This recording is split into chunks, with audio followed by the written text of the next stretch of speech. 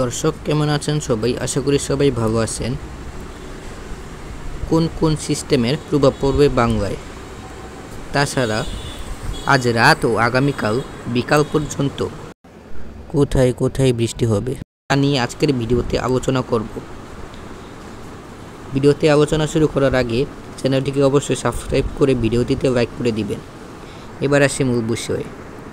বর্তমানে বঙ্গোপসাগরে অবস্থান করছে একটি সুস্পষ্ট নিম্নচাপ এবং একটি টাইফুন ইয়াগি অবস্থান করছে বর্তমানে একেবারে চীনের দক্ষিণাঞ্চলের একটি দ্বীপে, এবং এটি বর্তমানে একটি সুপার টাইফুনের রূপ নিয়েছে।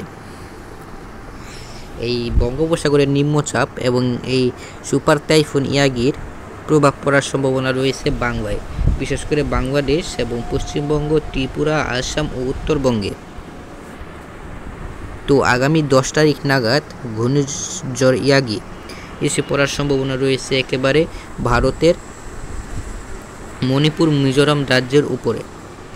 তারপর আগামী 11 তারিখ সকালের দিকে এটি অবস্থান করতে পারে মেঘালয়ের উপরে, যার ফলে সে সময় ময়মনসিংহ, সিলেট এবং ত্রিপুরা, উত্তর ত্রিপুরা এবং মেঘালয়ের বেশ কিছু জেলায়, উত্তরবঙ্গের সব কয়টি জেলা এবং রংপুর, রাজশাহী, ময়মনসিংহ ও সিলেট এবং ঢাকা বিভাগের উত্তর অঞ্চলের কিছু এলাকায় আগামী 11 তারিখ সকাল থেকে ভারী থেকে অতি ভারী বৃষ্টি হয়ে যাওয়ার সম্ভাবনা রয়েছে।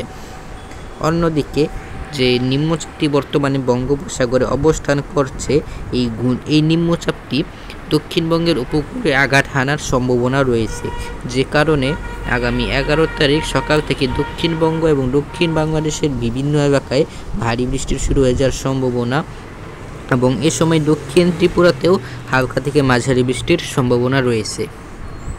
এবং আগামী 14 তারিখ হতে হতে এই ঘূর্ণিঝড় ইয়াগি অনেকটা মধ্যপ্রদেশের দিকে অবস্থান করার সম্ভাবনা রয়েছে, এবং সেই সময় নিম্নচাপটি ঘূর্ণিঝড় ইয়াগির সঙ্গে মিলিত হয়ে যাওয়ার সম্ভাবনা রয়েছে, যে কারণে আগামী 14 থেকে 15 তারিখ পর আবারও তাপমাত্রা বৃদ্ধি হওয়ার সম্ভাবনা রয়েছে। এবার দেখে নেই আজ রাত ও আগামীকাল বিকাল পর্যন্ত কেমন থাকবে আবহাওয়া। বর্তমানে আমরা চট্টগ্রাম বিভাগের উপরে ভারী থেকে অতি ভারী মেঘ দেখতে পাচ্ছি, এবং ময়মনসিংহ বিভাগের দিকে আমরা বর্তমানে ভারী থেকে অতি ভারী মেঘ প্রবেশ করতে দেখতে পাচ্ছি, এবং মেঘালয়তে কিন্তু বর্তমানে প্রচণ্ড ভারী বৃষ্টি রয়েছে, এবং যেটা বর্তমানে পশ্চিম দিকে এগিয়ে রংপুর বিভাগের বিভিন্ন এলাকায় ভারী থেকে অতি ভারী বৃষ্টির সম্ভাবনা রয়েছে আজ রাতের মধ্যে। অন্যদিকে দক্ষিণবঙ্গের বেশ কিছু জায়গায় মেঘ তৈরি হতে দেখা যাচ্ছে, বিশেষ করে সিউড়ি, দুর্গাপুর, কাটোয়া, নালহাটি, যে কারণে আজ রাতের মধ্যে এসব জায়গায় রয়েছে হালকা থেকে মাঝারি বৃষ্টির সম্ভাবনা। কিন্তু এসব জায়গার দু একটি এলাকায় বিক্ষিপ্তভাবে 2-1% ভারী বৃষ্টিও হয়ে যেতে পারে। এদিকে চট্টগ্রাম বিভাগে যে মেঘটি রয়েছে, এই মেঘের ফলে আজ রাতে বরিশাল, খুলনা এবং ঢাকা বিভাগের দক্ষিণাঞ্চলের কিছু এলাকা এবং দক্ষিণ ত্রিপুরাতে আজ রাতে ভারী থেকে অতি ভারী বৃষ্টির সম্ভাবনা রয়েছে। এই সম্ভাবনা বেশি রয়েছে চট্টগ্রাম বিভাগের 2-1টি জেলায় এবং দক্ষিণ ত্রিপুরার কিছু এলাকায়। এদিকে বরিশাল ও খুলনা বিভাগে আজ রাতে হালকা থেকে মাঝারি বৃষ্টির সম্ভাবনাই বেশি, কিন্তু বরিশাল বিভাগের একেবারে চট্টগ্রাম বিভাগ লাগু কিছু এলাকায় 2-1% ভারী বৃষ্টিও হয়ে যেতে পারে। ঢাকা বিভাগে আজ রাত থেকে আগামীকাল দুপুর পর্যন্ত প্রধানত হালকা থেকে মাঝারি বৃষ্টির সম্ভাবনাই বেশি, কিন্তু ঢাকা বিভাগের একেবারে দক্ষিণাঞ্চলের কিছু এলাকায় মাঝারি ধরনের ভারী বৃষ্টিরও সম্ভাবনা রয়েছে।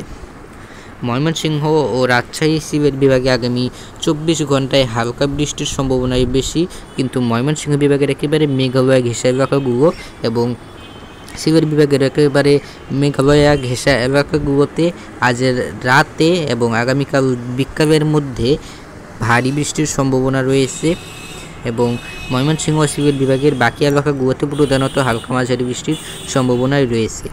রংপুর বিভাগে আজ রাতের মধ্যে মাঝারি থেকে ভারী বৃষ্টির সম্ভাবনা রয়েছে, কিন্তু মেঘালয় ঘেঁষা এলাকাগুলোতে 2-1% ভারী বৃষ্টির সম্ভাবনাও রয়েছে, এবং রংপুর বিভাগের একেবারে ময়মনসিংহ ঘেঁষা এলাকাগুলোতে অতি ভারী বৃষ্টিও হয়ে যেতে পারে। এবার দেখে নেই ঘূর্ণিঝড় ইয়াগি অর্থাৎ টাইফুন ইয়াগির ফলে কেমন প্রভাব পড়ার সম্ভাবনা রয়েছে বাংলায়। তো আগামী 10 তারিখ নাগাদ আগামী 10 তারিখ রাতের থেকেই আসামের বিভিন্ন এলাকায় ভারী বৃষ্টি শুরু হয়ে যাওয়ার সম্ভাবনা রয়েছে এবং এই মেঘের প্রভাব ময়মনসিংহ ও সিলেট বিভাগেও পড়ার সম্ভাবনা রয়েছে।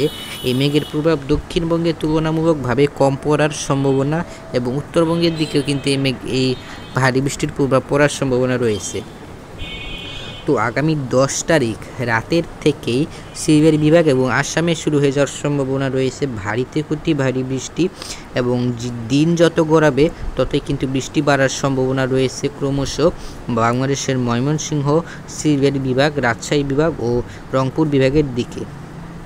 এই বৃষ্টির ফলে সিলেট বিভাগ এবং আসামের বিভিন্ন এলাকা, ত্রিপুরার বিভিন্ন এলাকা, রংপুর বিভাগের বিভিন্ন এলাকা, উত্তরবঙ্গে এবং রাজশাহী বিভাগের অনেক জায়গায় বন্যা হওয়ারও আশঙ্কা কিন্তু রয়েছে এবং এর ফলে কিন্তু সমুদ্র উপকূলীয় এলাকাগুলোতে প্রচণ্ড দমকা হাওয়া বয়ে যাওয়ার সম্ভাবনা রয়েছে এবং সেই সাথে কিন্তু উপকূলীয় এলাকাগুলোতে 7 নম্বর সতর্ক সংকেত জারি করা হয়েছে আগামী 11 তারিখের পর থেকে। তো এখানেই শেষ করছি, বিদায় নিচ্ছি, ধন্যবাদ।